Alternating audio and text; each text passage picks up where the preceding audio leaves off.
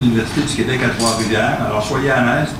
Présenter également mes collègues. Je suis professeur de finance. Bonjour, Simon Charlebois, moi je suis directeur de la SADC Centre de Mauricie, un organisme de financement d'entreprise. On gère 3 fonds d'investissement.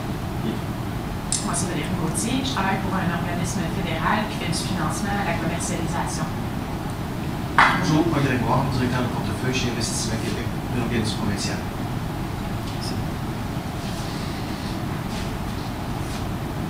Donc, bonjour chers investisseurs, nous sommes ici pour vous présenter notre analyse que nous avons faite à propos de la proposition d'investissement pour Alimer. Donc, nous allons débuter notre présentation avec une petite mise en contexte. Donc, ensuite, on va vous présenter l'analyse qu'on a faite, une analyse externe de l'entreprise, une analyse interne. Donc, avec les forces, faiblesses, menaces, opportunités. On va continuer ensuite de ça avec la proposition qu'on va vous faire vis-à-vis de la proposition, dans le fond, d'Alimer, avec certaines conditions. Ensuite, on va terminer ça avec une conclusion. Donc, l'entreprise Alimer est une entreprise qui, bien qu'elle soit très jeune, a quand même sur des bonnes bases. La propriétaire est issue d'une famille qui œuvrait déjà dans le domaine de la pêcherie. Donc, elle part sur de bonnes bases. L'entreprise est quand même assez récente, mais assez solide. C'est une entreprise qui offre des produits surgelés, des produits de pêcherie surgelés, qui se distance de ses compétiteurs par rapport aux produits surgelés, par rapport à son ancienne entreprise, pardon, en faisant des produits surgelés plutôt que des produits de vente frais. C'est une entreprise qui pourrait répondre à vos besoins en tant qu'investisseur, puisque c'est une entreprise innovatrice. C'est une entreprise qui voit de l'avant. C'est une entreprise qui, pour l'instant, n'est pas très transparente, mais pourrait le devenir selon des conditions qu'on va vous proposer tout à l'heure. L'entreprise est détenue par 3 co-actionnaires. Donc, la personne qui s'occupe de la gestion, Mme Julie, est actionnaire. Il y a également le père de Julie qui est actionnaire et son frère. Les 2 autres actionnaires, le père et le frère, semblent faire de la gestion plus passive, donc avoir un investissement dans l'entreprise, mais ils ne participent pas vraiment au processus de gestion. Donc, on a commencé par faire l'analyse externe, voir le secteur autour de l'entreprise, qu'est-ce qui pourrait être les forces et les faiblesses. Donc, on a fait analyse PEST avec les points politiques, économiques, sociaux, technologiques et environnementaux. Pour ce qui est le côté politique, il y a malheureusement, au courant des dernières années, de plus en plus de lois. Je dis malheureusement pour l'entreprise, il y a de plus en plus de lois qui régissent les pêcheries. Ce qui fait que les fournisseurs doivent augmenter, les fournisseurs de l'entreprise qui est question ici, doivent augmenter le coût du produit qui est acheminé. Donc, il y a des normes d'hygiène, de qualité qui doivent être respectées également. Donc, toujours vérifier. L'entreprise est restreinte à toujours vérifier le produit qui s'en vient, qui est acheminé par ses fournisseurs. Au point de vue économique, il y a une croissance dans les produits surgelés. Dernièrement, dans les dernières 5 années, une croissance de 2%. Par contre, il y a un ralentissement économique pour ce qui est de la pêcherie. Comme je viens de le mentionner, il y a beaucoup de lois qui régissent, qui font que les produits de pêcherie, le secteur devient de plus en plus compliqué. Donc, la faiblesse de l'économie régionale, surtout les régions de Gaspésie et de la Madeleine, pour ce qui est du Québec. Et si on va dans la province des Maritimes, on voit qu'il y a un exode rural, ce qui m'amène à mon prochain point, le point social. Donc, l'entreprise peut avoir des difficultés à trouver de la main-d'œuvre, et surtout de la main-d'œuvre qualifiée, puisque les gens tendent à quitter certains lieux des régions ressources pour s'en aller vers des plus grands centres. Et puis, il y a la sensibilisation de la population aux organismes génétiquement modifiés et autres produits qui peuvent être mis dans notre alimentation. Pour l'instant, je dis, l'entreprise n'a pas d'OGM présentement. dans leurs produits, sauf que c'est quoi qu'il faudrait vérifier avec les fournisseurs, de toujours faire sûr que les produits qui viennent des fournisseurs sont de bonne qualité. Pour le niveau technologique, il n'y a pas eu de gros boom, il n'y a pas eu de gros de changements majeurs dernièrement pour ce qui est des produits surgelés ou des produits de pêcherie. Par contre, c'est sûr qu'il y a une adaptation continuelle à faire pour toujours rester concurrent des fournisseurs, mais il n'y a pas vraiment de risque pour vous, investisseurs, rattachés aux technologies. Et pour terminer, il y a l'environnement, la tendance des consommateurs à aller vers les produits verts. Donc l'entreprise devra produire des emballages verts, des emballages recyclables, devra écouter la population, ses consommateurs, afin de répondre à leurs besoins. Donc c'est pas vraiment une restriction, c'est plus un ajustement. Donc il n'y a pas vraiment de risque lié à ça non plus. Donc moi, je vais continuer avec une analyse interne de l'entreprise. Donc je vais commencer avec les forces de l'entreprise. Présentement, c'est Mme Bourgault qui est en charge de l'entreprise. Elle a une bonne connaissance du secteur. On sait qu'elle travaillait déjà avant 2008, avant la naissance de son entreprise, dans une entreprise familiale qui œuvrait dans le domaine de la pêche. Donc ce domaine-là, c'est pas inconnu pour elle. Elle s'était fait beaucoup de relations d'un côté économique, déjà dans le passé avec l'ancienne entreprise familiale. Depuis, elle a des bonnes relations avec ses fournisseurs récemment, donc elle paie toujours à temps. Ses fournisseurs ont toujours la marchandise à temps aussi. Elle a trois gros clients, donc des gros géants dans l'alimentation québécoise qui achètent nos produits. Donc 70% de nos ventes se font là. C'est un bon point pour l'entreprise, donc ça diminue les risques. L'entreprise jouit d'une stabilité financière, donc il n'y a pas eu de creux depuis 5 ans. Il n'y a pas eu non plus d'augmentation, mais c'est stable. Donc déjà, c'est pas très risqué de ce côté-là. Les produits que l'entreprise Alimer conçoit, c'est des produits de qualité, donc c'est reconnu dans le domaine. Pardon. Il y a aussi le service à la clientèle, donc qui joue d'une très bonne réputation de ce côté-là aussi. Tous nos clients ont toujours été contents du service qu'on leur a rendu. Pour ce qui est des faiblesses, par contre, dans l'entreprise, il y a un énorme taux de rotation du personnel. Donc, il y a beaucoup de personnel qui s'en vont pour des raisons personnelles. Pour des raisons personnelles, c'est ça. Donc, il y a aussi un grand manque d'expertise des employés à la production ainsi qu'à la gestion. Donc, à la production, l'entreprise a seulement un employé clé. Donc, c'est lui qui vraiment s'occupe de la production, donc il connaît l'équipement, il connaît un peu comment ça fonctionne. Donc, c'est le seul expert présentement dans l'entreprise. Par contre, il commence à se faire vieux. Sa santé n'est pas extraordinaire non plus.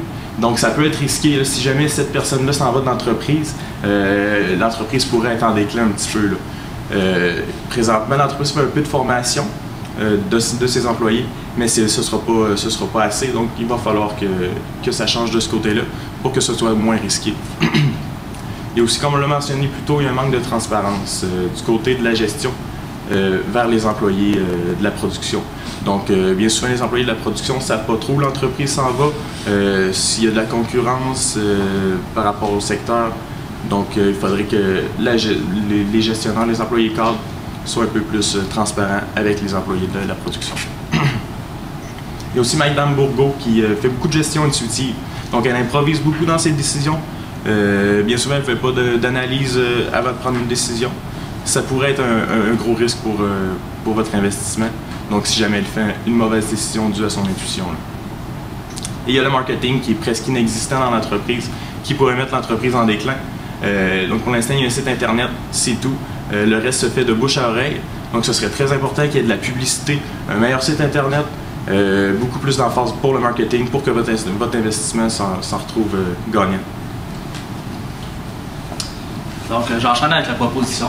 Nous vous proposons d'investir dans la compagnie Alimer, puisque la compagnie est une source, pas une source sûre, un investissement sûr. Certainement, il va y avoir des conditions à ça. L'entreprise a fait un bon retour sur investissement. On l'a vu selon ses ratios son ratio de couverture de la dette, aussi ses bénéfices par rapport à ses capitaux propres. L'entreprise a fait un bon rendement. On a regardé environ 29% par rapport à ses capitaux propres. L'entreprise Alimer vous demande un montant de 300 000 premier 100 000 pour l'achat des équipements, un deuxième 100 000 pour la construction et un troisième 100 000 pour le fonds de roulement. pour pouvoir faire rouler les nouveaux équipements, la formation, les nouveaux employés, pouvoir augmenter sa production, puisque présentement, l'entreprise a de la difficulté à pouvoir augmenter sa production. Ben, elle ne peut pas en fait compte parce qu'on pourrait avoir des nouveaux contrats, mais on ne peut pas les accepter puisque notre production est insuffisante. Grâce à cet investissement-là, on serait capable d'aller chercher de nouveaux contrats, déjà augmenter nos ventes et nos profits sur nos ventes. L'entreprise aussi offre une bonne stratégie d'innovation. Elle cherche toujours à se démarquer, de découvrir des nouveaux produits, des nouveaux processus aussi. C'est ce que vous recherchez en tant qu'investisseur. L'entreprise, par contre, devra, selon certaines conditions, nous demandons la condition de former un conseil d'administration, puisque prendre des décisions tout seul et intuitivement comme ça se fait plus vraiment de nos jours. On est rendu en 2013, on a besoin 2014. On a besoin d'innovation un peu. Des décisions, ça se prend à plusieurs. Pour la transparence, pour les employés, peut-être d'intégrer quelques employés au niveau du conseil d'administration, des experts externes de l'entreprise, comme Mme Bogo connaît déjà des dirigeants de d'autres entreprises de la pêcherie. Ça serait important de peut-être essayer de les avoir avec nous dans notre conseil d'administration, avoir un peu plus d'expertise puis de conseils. Avec le conseil d'administration, en intégrant les employés, on va avoir une confiance, aller chercher une confiance des employés que présentement on n'a pas, puisque ils ne donnent pas d'informations. Les employés ne savent pas si l'entreprise va bien, s'ils sont compétitifs, ni non plus à quoi ils servent leur travail. Leur faire reconnaître que c'est grâce à eux qu'on est les premiers ou qu'on va pouvoir y réussir. Ensuite, nous avons besoin, l'entreprise a besoin d'outils adéquats à la gestion financière. Comme on a remarqué, l'entreprise ne possède aucun logiciel de gestion financière. Présentement, c'est la technicienne administrative, l'adjointe administrative qui s'occupe de faire la comptabilité. Il n'y a aucune analyse de ratio du coût de revient, ni aucune analyse de marché. Avec des logiciels adéquats, on serait capable d'aller chercher une meilleure prédiction puis des états prévisionnels certains pour pouvoir justement vous convaincre d'investir avec Alimer. De plus, l'obtention de brevets pour les produits que l'on développe serait un avantage concurrentiel, puisque présentement, tous les produits qu'on développe, c'est des produits qui sont facilement imitables. Donc, nous, on investit beaucoup en innovation. Les autres entreprises y investissent moins, mais s'ils voient qu'on découvre un nouveau produit ou un bon produit, ils vont profiter de notre innovation, de notre investissement, sans avoir à débourser dans leur R&D, tandis que si on le protégeait avec un brevet, on aurait l'exclusivité pendant une certaine période pour pouvoir aller chercher ces produits-là, ces profits-là. Donc en conclusion, vous nous avez donné comme mandat d'analyser la proposition faite par Alimer Inc. Pour vous, investisseurs. Nous sommes arrivés avec une proposition d'investir 300 000 $ en actions privilégiées. La raison pourquoi derrière les actions privilégiées, il y a les actionnaires présents ne veulent pas perdre le contrôle qu'ils ont déjà dans l'entreprise. Donc avec ce moyen-là, c'est une façon d'apporter un financement par capitaux propres sans toutefois diluer le contrôle des actionnaires actuels. Ce que ça fait aussi, c'est les actionnaires présents désiraient avoir une méthode de financement à court terme pour financer un projet d'innovation, tandis que c'est plus avantageux d'arriver avec des actions privilégiées à ce moment-là. Donc, on vous a fait une analyse externe de l'entreprise, le secteur des pêcheries, le secteur des aliments surgelés. On vous a fait l'analyse externe aussi par rapport à la région, le Gaspésie de la Madeleine. Par la suite, on est allé plus vers l'intérieur de l'entreprise. On a vu qu'il y avait certains bons points, mais malheureusement, il y avait certains points à améliorer pour avoir une entreprise qui offrirait exactement l'investissement dont vous avez besoin.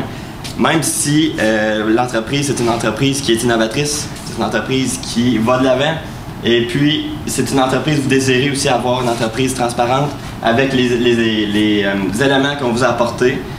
Nul doute qu'avec l'établissement du conseil d'administration, que l'entreprise va devenir plus transparente et ça va combler tous vos critères que vous avez par rapport aux investissements. Donc, c'était le projet que vous nous avez demandé de faire. On vous a remis ce qu'on a préparé. Au nom de mes collègues Charles et Jonathan, on vous remercie de la confiance que vous avez accordée et on est prêt à la période de questions. Merci. Peut-être une première question. Il y a beaucoup d'informations que vous avez présentées. J'aimerais ça. Puis moi, j'ai un principe un peu en gestion, quand il y a beaucoup d'informations, c'est un peu le KISS. Je ne sais pas si tu as entendu ça. Keep it simple and stupid. Ouais. Je n'aurais pas dit ça. Mais effectivement, selon vous, ce serait quoi les peut-être 3 ou 4 maximum éléments principaux qui ont motivé vraiment cette recommandation? On trouvait vraiment que l'entreprise correspondait à ce que vous nous avez donné comme critère. Donc, qui innovait. Donc, c'est une entreprise qui voulait vraiment innover. Elle offre un bon rendement sur l'investissement, donc on est sûr de pouvoir aller tirer des profits de ça. Surtout qu'en ayant la nouvelle production, on va augmenter nos ventes, pouvoir aller chercher un plus gros profit pour la rentabilité de l'entreprise et de nous-mêmes en même temps, de l'investissement. Et l'entreprise n'est pas tellement risquée non plus. En fait, avec les conditions qu'on vous a nommées, il n'y aurait pas vraiment beaucoup de risques à votre investissement, donc un bon retour là-dessus. Qu'est-ce que vous avez fait comme calcul de vos rendements? Vous dites qu'il y a un bon rendement sur l'investissement. Avez-vous fait les calculs? On avait fait les calculs selon les ratios. On avait fait un tableau avec tous les pourcentages qu'on avait selon l'industrie. On a fait les comparatifs. On a pris 30% du marché du groupe témoin âge, puis 70% du groupe témoin du secteur pour faire un petit peu de moyenne, surtout selon le secteur qui était plus à prioriser. Puis, tandis que le groupe d'âge, lui, c'était un peu moins important puisque l'entreprise jouissait quand même déjà d'une bonne expertise en raison de l'expérience passée de l'entreprise. Pas de l'entreprise, mais de la gestionnaire. Selon les ratios qu'on a calculés, c'est sûr que pour les méthodes de gestion, on était beaucoup en arrière du secteur. Par contre, pour les ratios financiers, on se démarquait de ce côté-là. On avait une meilleure rentabilité. C'est sûr, le taux de rotation des stocks était un peu plus lent, aux alentours de 58 jours, 52 jours. De plus, il y avait aussi les comptes fournisseurs. Alors, pas fournisseurs, comptes clients, désolé. Les comptes clients, eux, ils étaient plus lents à recevoir. Ça serait quelque chose, un suivi à effectuer pour l'entreprise pour s'assurer que les clients payent plus vite puis qu'on ait une meilleure gestion des comptes clients.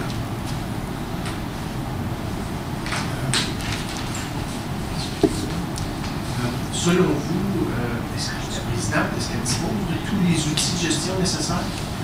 Y en a-t-il un que vous avez lu à la lecture du texte qui pourrait lui être particulièrement utile? La gestion des ressources humaines, ça c'est certain, là. Puis en même temps aussi de l'administration financière. On a remarqué justement la jointe administrative qui s'occupe de la gestion financière de l'entreprise, c'est pas adéquat à une entreprise de cette envergure-là, surtout si elle veut grossir, s'en aller vers les États-Unis, le marché asiatique. Il y a un gros manque à combler à ce poste-là. De plus, comme je disais, les ressources humaines, il faut de la transparence envers les employés. Il faut être capable d'aller retenir les employés, leur expliquer c'est quoi leur travail, comment le faire, parce qu'il manque beaucoup de formation aussi à ce niveau-là. Les employés ne sont pas qualifiés. Bien, ils sont qualifiés, mais ils ne sont pas à un niveau d'expertise pour faire marcher l'entreprise à eux-mêmes. Une dernière question. Parfait. Pour m'empêcher, en tant que professeur de finance, de vous la poser, étant donné que vous avez fait une analyse du passé davantage de l'entreprise, c'est un projet d'investissement sur lequel on travaille au niveau du futur. Ça fait qu'en tant que conseiller, compte tenu que l'entreprise n'a peut-être pas les effectifs financiers pour pouvoir répondre à ma question, quel outil utiliseriez-vous pour analyser votre projet? La deuxième question, la question du prix Nobel, comment demanderiez-vous comme rendement pour un investisseur qui voudrait investir? Sur quelle base établiriez-vous le rendement qui est exigé par cet investisseur? Bien, pour ce qui est du rendement sur l'investissement, c'est sûr que, comme on a parlé, ce qui est le problème de l'entreprise, c'est pas certains points à l'interne, mais c'est surtout le marché à l'externe. Mais même à ça, il n'y a pas, le gouvernement réglemente, mais il n'y aura jamais extinction de la pêche. Donc, il y a toujours moyen de moyenner malgré qu'il y a un certain ralentissement imposé pour préserver les espèces. Mais c'est ça. Donc, c'est plus un risque de marché, si on veut, qu'il y aurait.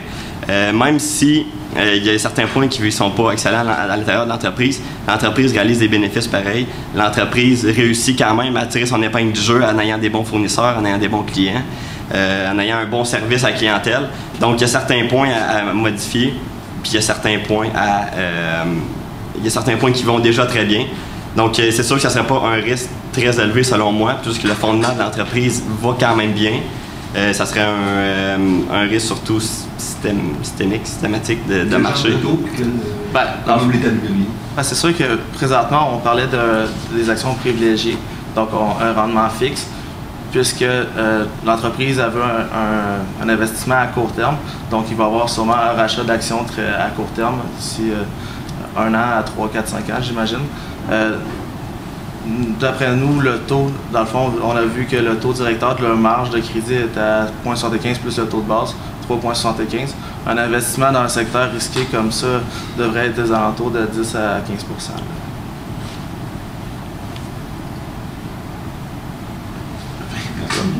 Merci à vous. Merci.